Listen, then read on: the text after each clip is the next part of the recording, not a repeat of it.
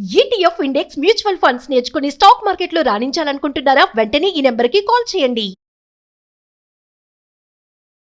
నమస్తే, welcome to Suman TV. ప్రస్తుతం మనతో పాటు ప్రముఖ ఆధ్యాత్మికవేత్త మాడుగుల శివప్రసాద్ గురుగారు ఉన్నారు. వీరితో ఈ రోజు కొన్ని విషయాల గురించి మనం చర్చిద్దాం. గురుగారు నమస్కారం అండి. ఆశీర్వచనం తల్లి. గురుగారు, మగవాళ్ళైనా ఆడవాళ్ళైనా ప్రతి ఒక్కరు కూడా దేవుడి బొట్టు నుదుటిన పెట్టుకొని బయటికి వెళ్ళాలి, పనులు మంచిగా జరుగుతాయి అని అంటూ ఉంటారు. అంటే దానికి ఎందుకు అంత ప్రత్యేకత ఉంది అని అంటారు అసలు? శ్రీ మహాగణాధిపతయే నమః. ఐం మహాసరస్వత్యే నమః. శ్రీ లలితాంబికాదేవియే నమః. అమ్మ, బొట్టు పెట్టుకోవడములో ప్రత్యేకత ఏమిటి? బొట్టు పెట్టుకోవడములో మనము ఈ రోజుల్లో చాలా మంది నేను ధ్యానం చేస్తున్నాను, మెడిటేషన్ చేస్తున్నాను అంటున్నారు. మెడిటేషన్ చేస్తున్నాను అంటే మెడిటేషన్ యొక్క ఆంతర్యం ఏమిటి అనేటువంటిది ఒక్కసారి మనం చూస్తే అమ్మా, మనము ఏదైనా కళ్ళతో చూస్తూ ఉండి కళ్ళు మూసుకొని, అంతే కదా, ఒక చోట కూర్చుంటాము, ఏమీ లేని ఒక మంచి ప్రదేశాన్ని చూస్తూ కళ్ళు మూసుకోవటము కానీ, లేదా మనము ఊహించుకోవటము కానీ, ఇలా లేదా మనకు ఏదో ఒక రకంగా ఏదో ఒక దాన్ని ఊహించుకొని మనం కళ్ళు మూసుకోవడం జరుగుతుంది. మెడిటేషన్ చేయటం అంటే ఓంకారాన్ని అనుకొని లేదా ఇచ్చేసుకోవటం. ఈ కళ్ళు మూసుకున్నప్పుడు జ్ఞానాన్ని ఎక్కడ మనము నిలుపుకోవాలి అనేటువంటిది ఆలోచన చేసినప్పుడు మనకు తదేక దృష్టి అనేటువంటి పదము చాలా సార్లు వాడుతూ ఉంటాం. ఈ తదేక దృష్టి అనేటువంటిది ఎప్పుడొస్తుంది అంటే, మనము మామూలుగా ఇక్కడ చూస్తూ కళ్ళతో చూసేటువంటిది కాదు. కళ్ళు మూసుకుంటే మనకు జ్ఞానోదయమై పలానా చోట పలానాది అని చూడగలిగినటువంటి స్థానం అనేటువంటిది ఏమిటి అంటే అది ఇదే. అందుకే పరమేశ్వరుడికి ఇది జ్ఞాననేత్రం అనేటువంటిది ఒకటి, మూడవ కన్ను అనేది ఉండేది. లలాట లిఖితం అనేటువంటిది ప్రతి వాడికి భగవంతుడి ఇక్కడ రాసినాడు. ముఖాన, వాడి ముఖాన భగవంతుడు ఏమి రాసినాడో తెలియదురా అని ఒక పదం వాడతారు.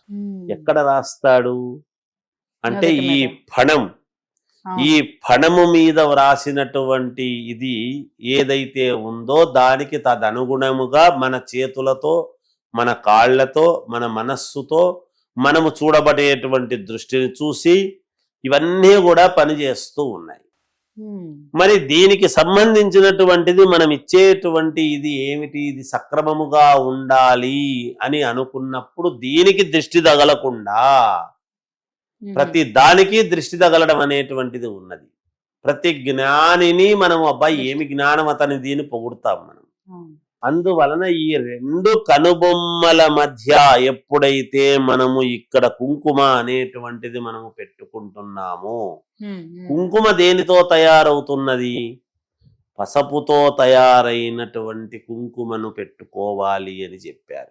ఏమిటి ఆ పసుపుతో తయారైనటువంటిది అంటే, ఆ పసుపు దానితో తయారు చేయబడినటువంటి దానికే నిత్య సుమంగళి అయినటువంటి గౌరీదేవి అయిన అమ్మవారు వినాయకుణ్ణి చేసి ప్రాణము పోసింది కాబట్టి ఆ హరిద్రములో పసుపులో ప్రాణము ఉన్నది.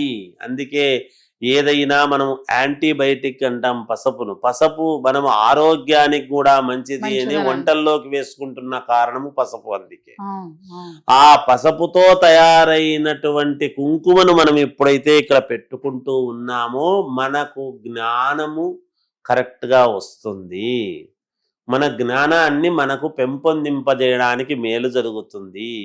ఎటువంటి ఇబ్బందులు వచ్చినా ఆ బొట్టును చూసి అక్కడ ఉండేటువంటి బొట్టు అనేటువంటిది మనకు చాలా వరకు ఎన్నో అపవిత్రతలను పోగొడుతూ ఉంటుంది.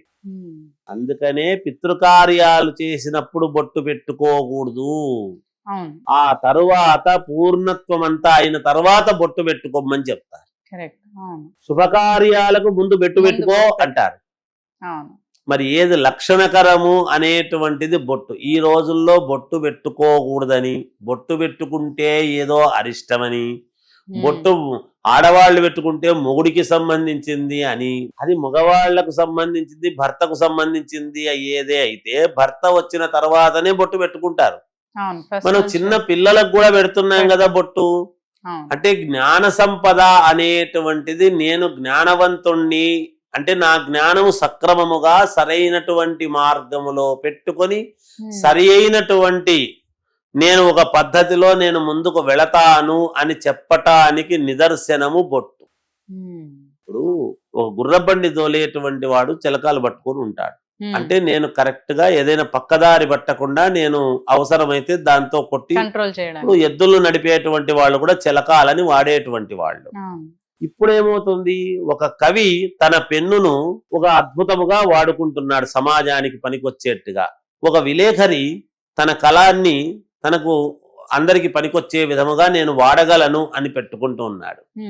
మరి మన జ్ఞానాన్ని నేను కరెక్ట్ గా వాడగలను చెప్పటానికి నిదర్శనం ఏమిటి? మన వ్యక్తిత్వ వికాసము పెంపొందించాలి అంటే మన నడవడిక అవసరం. మనం నడవడిక కరెక్ట్ గా ఉండాలి అనుకుంటే మనకు జ్ఞానం అవసరం. ఆ జ్ఞానం ఎక్కడి నుంచి రావాలి? ఈ బొట్టు నుంచే రావాలి. అందుకే మన ముఖములో ముందు బొట్టు పెట్టుకోకుండా బయటికి పోకూడదు. మనం గోమాతకు కూడా బొట్టు పెడుతున్నాము కదా, దేవుడి పటాలకు బొట్టు పెడుతున్నాము కదా, దేవుడి విగ్రహాలకు కూడా బొట్టు పెడుతున్నాము కదా.